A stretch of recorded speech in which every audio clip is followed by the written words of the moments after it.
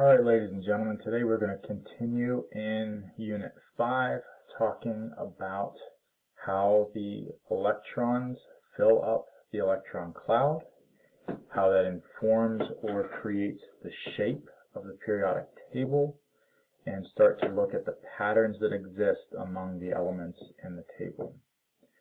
Our focus for today is going to be on energy levels, sublevels, and orbitals. In particular, a concept called the Aufbau Principle, which translated means filling up, the filling up principle. And this will eventually lead us tomorrow into creating what we call electron configuration notations. So, what we know so far is that elements' properties, the properties of the elements, are directly connected to how the electrons are arranged in the energy levels around the nucleus. We talked about how Rutherford's model fell short and did not provide any explanation of why elements had the properties they did. Bohr researched and found the energy levels, and that's where we want to really start today. So we want to start with the idea that electrons are going to fill up the electron cloud in a hierarchy. And what I mean by hierarchy is that there are kind of zones, and then each zone of the electron cloud is broken into sublevels and then orbitals. So it's kind of like the street you live on, the house that you own, and the room within the house where you live, sleep, study, etc. Okay? So the order from largest to smallest, or I guess least detailed to most detailed as far as where the electrons are in the atom, would be we find them on certain energy levels. Each of those energy levels has a certain number of sublevels, and then the sublevels have different numbers of orbitals for electrons to live in. If you remember what we talked about in our previous activity where we looked into the makeup of the periodic table, we said that there are 7 rows on the periodic table that correspond to the 7 ground state energy levels.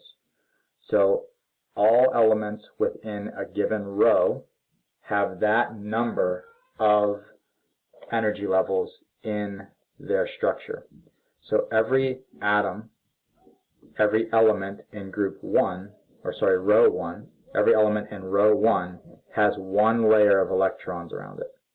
Everything in row 2 has 2 layers of electrons around it. Every element in row 3 has 3 layers, all the way down to 7. Now, there are these 2 groups of elements down here, these 2 little sub-rows. But let's remember where these guys fit, okay? These 2 sets of elements right here, the lanthanides, we'll put a little triangle here, they fit right here between barium and lutetium, okay? And then actinium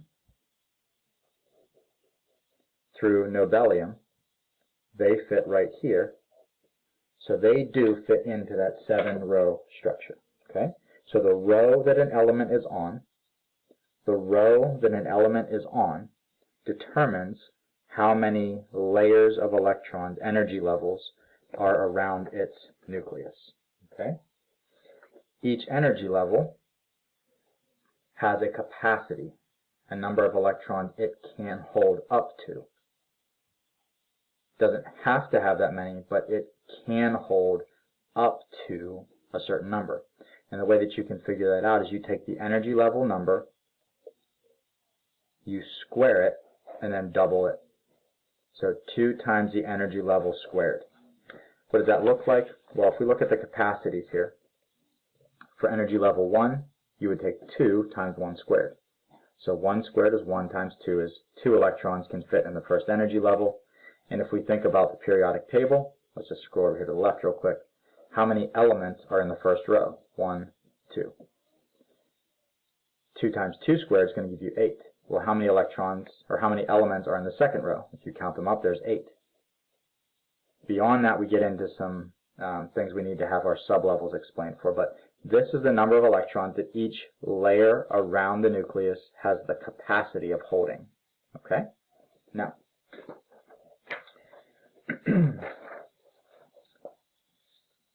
each energy level has sublevels. Okay? Each energy level has sublevels.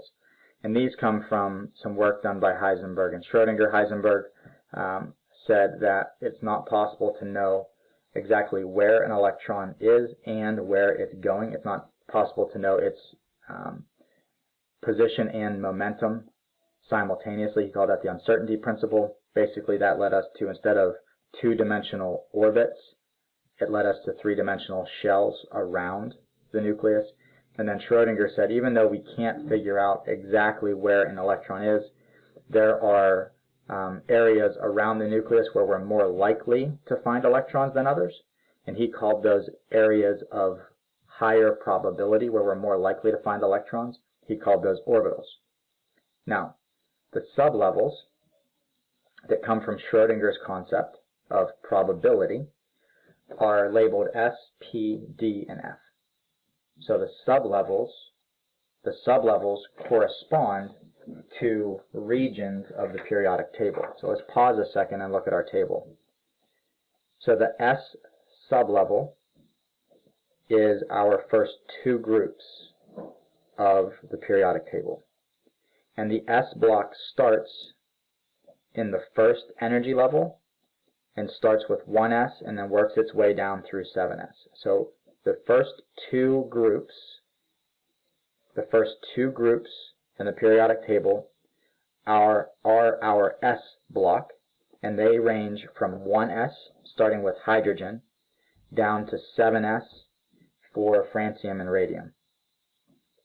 For ease of understanding how the electrons are filling up the electron cloud in this portion of the class, remember that it's best for electron filling to picture helium over here next to hydrogen instead of all the way over here.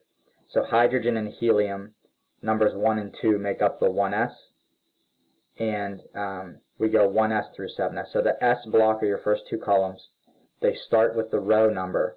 So whatever row they're on, that's whatever S they are. So 1s, 2s, 3s, all the way down through 7s.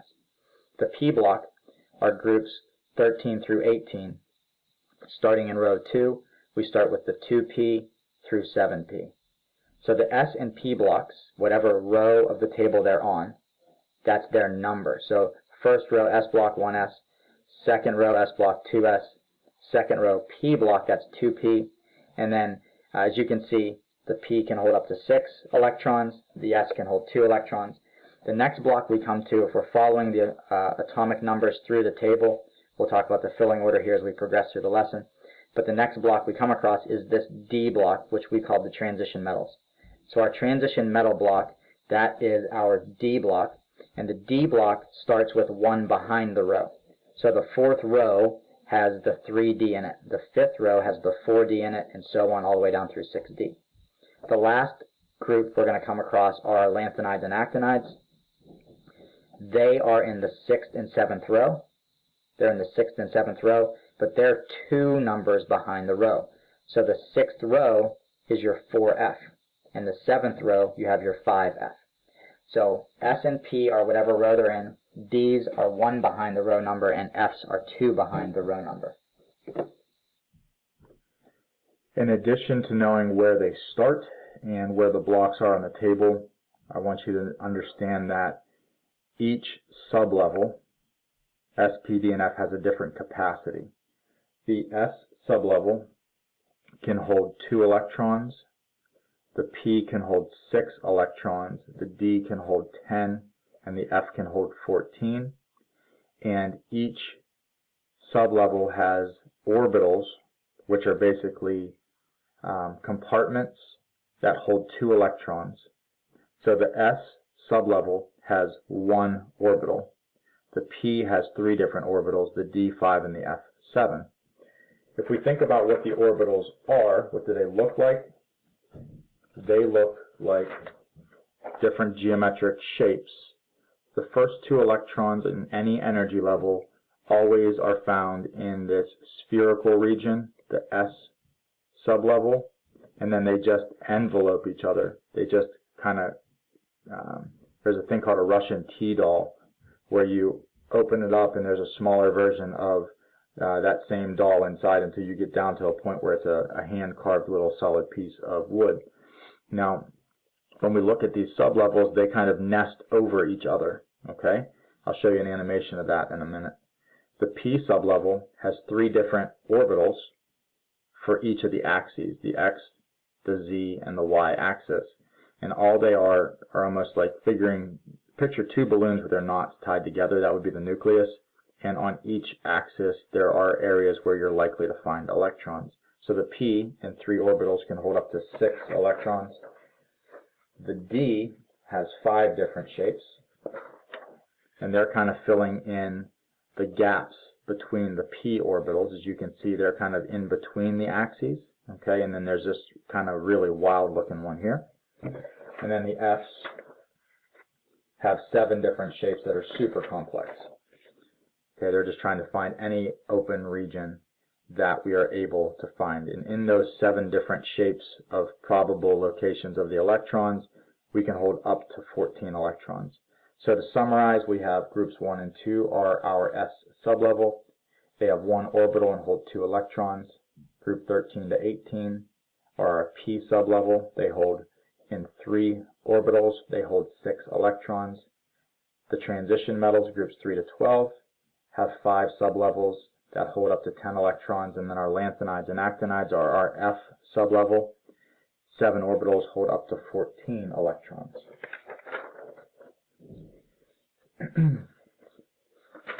One of the ways that you can figure out what we call the filling order, because there's a law called or principle called the Aufbau Principle, and it states that electrons must fill the lowest available energy level first, or sublevel first, before moving on to the next set of orbitals in the next sublevel.